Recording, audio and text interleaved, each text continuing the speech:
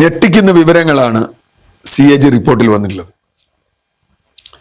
അതിൽ ഏറ്റവും പ്രധാനപ്പെട്ട എല്ലാവരും വലിയ തലക്കെട്ട് കൊടുത്തത് 262 കോടി രൂപ ദുരിതാശ്വാസ ഫണ്ടിലേക്ക് പിരിച്ച പണം പൊതു ഫണ്ടിലേക്ക് മാറ്റി. അത് മാറ്റുന്നതിന് കാരണം കമ്മി കുറച്ച് കാണിക്കാനാണ്. ഇപ്പൊ ദുരിതാശ്വാസ ഫണ്ട് വക മാറ്റി. ഇപ്പൊ ഇന്ന് മുൻ മുഖ്യമന്ത്രിയായിട്ടുള്ള പിണറായി വിജയൻ അതിനെ കൗണ്ടർ ചെയ്തിട്ടുണ്ട്. അത് ഒരു വർഷം കഴിഞ്ഞാൽ ഏത് ഫണ്ടും വക അവസാനം കൺസോളിഡേറ്റഡ് ഫണ്ടിലേക്ക് വരും, വീണ്ടും അത് അടുത്ത വർഷാരംഭം കഴിയുമ്പോഴത്തോട് മാറും എന്നൊക്കെ പറയുന്നുണ്ട്. എന്തായാലും അത് അവിടെ നിൽക്കട്ടെ. ഇതൊന്നും CAGക്ക് മനസ്സിലാവാത്തതാണോ എന്ന് നമുക്കറിയില്ല. അവർ പറഞ്ഞിട്ട് കേട്ടില്ല എന്നാണ്. ജനങ്ങളെ വയനാട് അടക്കമുള്ള ദുരന്തത്തില് എല്ലാവരും പറഞ്ഞിരുന്നത് ദുരിതാശ്വാസ ഫണ്ട് നിങ്ങൾ നോക്കൂ, ഇത്ര കൃത്യമായിട്ടാണ് ചെയ്തിട്ടില്ല എന്നുള്ള കാര്യം നമുക്ക് പിന്നീട് വന്നിട്ടുണ്ട്. ഒരുപാട് പരാതികൾ വന്നിട്ടുണ്ട്. ഊരാളുങ്കൽ വയനാട് പുനരധിവാസത്തിൽ ഇപ്പോഴും വയനാട്ടിൽ വീടൊന്നും ആളുകൾ താമസിച്ചു തുടങ്ങിയിട്ടില്ല എന്നാണ് ഞാൻ മനസ്സിലാക്കുന്നത്. എല്ലാവരും കയറിയിട്ടുണ്ടോന്ന് അറിയില്ല. 2 കൊല്ലം ആവാണ്, എന്നിട്ടും ഒന്നും സംഭവിച്ചിട്ടില്ല. നിങ്ങൾ മാതൃകാപരമായി പുനരധിവാസം നടത്തി എന്നൊക്കെ പറയുന്നു. കോൺഗ്രസ് പിരിച്ച കാശ് എവിടെ എന്നൊക്കെ ചോദിക്കുന്നുണ്ട്. പക്ഷെ ഇപ്പൊ നമ്മൾ മനസ്സിലാക്കുന്നത് എന്താ, കോൺഗ്രസ്സുകാർ പിരിച്ച കാശ് എന്താന്ന് നമുക്ക് കണക്ക് കിട്ടണം. അത് കോൺഗ്രസ്സുകാർ പറയട്ടെ. പക്ഷേ ദുരിതാശ്വാസത്തിന് സർക്കാർ പിരിച്ച ഫണ്ട് പോലും വക മാറ്റിപ്പോയിരിക്കുന്നു എന്നുള്ളതാണ്. അത് മാത്രമല്ല, ഒരുപാട് കള്ളക്കണക്കുകൾ, അതിൽ ചിലത് കള്ളക്കണക്കാവാം, ചിലത് അവരുടെ ഇതാവാം.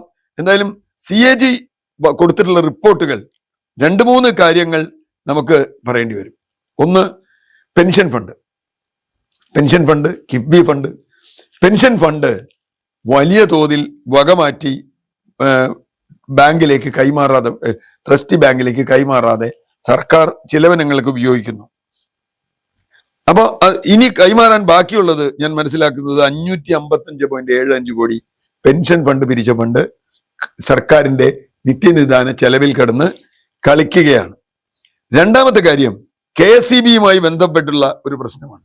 ആ നിരീക്ഷണം വളരെ ഗൗരവതരമാണ്. KSEBയുടെ ബാധ്യത അത് അവര് മാറ്റിക്കഴിഞ്ഞപ്പോൾ KSEBയുടെ കടബാധ്യത കൊടുക്കാൻ സർക്കാർ കൊടുക്കണം എന്ന് CAG നിർദ്ദേശിച്ചിരുന്നു. അതുകൊണ്ട് 494.29 കോടി രൂപ KSEBക്ക് സർക്കാർ കൊടുത്തു. നല്ല കാര്യം. പക്ഷെ പിന്നെ കാണുന്നത് എന്താണെന്നറിയോ, ഒരു സമയം കഴിയുമ്പോൾ ആ പൈസ ഡിസംബർ 2024 കൊടുത്തു. 24 ഡിസംബർ 26 KSEBയുടെ ഈ ഫണ്ട് തിരിച്ചു വാങ്ങി. അപ്പൊ KSEB കൊടുത്ത എന്തിനാ? അപ്പൊ ഇവരുടെ വായ്പ കിട്ടാനുള്ള സമയത്ത് കൊടുക്കുകയും വായ്പ നമുക്ക് കിട്ടാൻ വായ്പാ പരിധി നിശ്ചയിക്കുന്നത് കൊടുക്കുകയൊക്കെ ചെയ്തു. പിന്നെ ഇപ്പോഴും വിവാദമാണ് കിഫ്ബിയുടെ വായ്പ ഇതിൽ പെടുത്തണോ വേണ്ടിയോ എന്നുള്ളതിനെ കുറിച്ചുള്ള തർക്കം നടക്കുന്നുണ്ട്. ആ തർക്കത്തിൽ ഒരു അർത്ഥമില്ല. സംസ്ഥാന ഫണ്ടിൽ നിന്ന് കൊടുക്കേണ്ട കടമാണ് കിഫ്ബി എടുക്കുന്നതെങ്കിൽ, പെൻഷൻ ഫണ്ട് എടുക്കുന്നതെങ്കിൽ, സെസ് പോലെയുള്ള സംഗതികൾ എടുക്കുന്നതെങ്കിൽ ഒരു സംശയവും വേണ്ട, അത് സർക്കാരിന്റെ കടം തന്നെയാണ്. സർക്കാരിനാണ് പിന്നെ ആര് കൊടുത്തു വിട്ടത്? അതുപോലെ ഗ്യാരണ്ടി കൊടുത്തതിന്റെ കണക്ക് ചോദിച്ചിട്ട് ആർക്കൊക്കെ ഗ്യാരണ്ടി കൊടുത്തിട്ടുണ്ടെന്നുള്ളതിന്റെ കണക്കുകൾ വ്യക്തമല്ലാതെ പറഞ്ഞിരിക്കുക. കാരണം ഗ്യാരണ്ടി കൊടുക്കുക എന്ന് പറഞ്ഞാൽ it is as equal to നിങ്ങൾ ലോൺ എടുക്കുമ്പോഴുള്ള നിങ്ങളുടെ ബാധ്യത തന്നെയാണ്. ഞാൻ ഒരാൾ ഗ്യാരണ്ടി നിൽക്കുക എന്ന് പറഞ്ഞാൽ എൻ്റെ സിവിൽ റേറ്റിംഗിൽ അത് കുറയും. കാരണം അയാളുടെ എടുത്ത വായ്പ എൻ്റെ വായ്പയും കൂടിയാണ്, ഞാൻ ഗ്യാരണ്ടറാണ് ആ അർത്ഥത്തിൽ.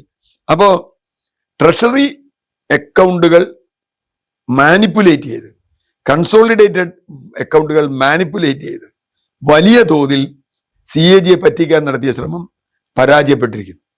ഞങ്ങളുടെ ഉദ്യോഗസ്ഥർ പറഞ്ഞൊന്നും അവർ കേട്ടില്ല എന്നാണ് ഗവൺമെന്റിന്റെ വാദം. അത് നമുക്ക് തർക്കിക്കാം.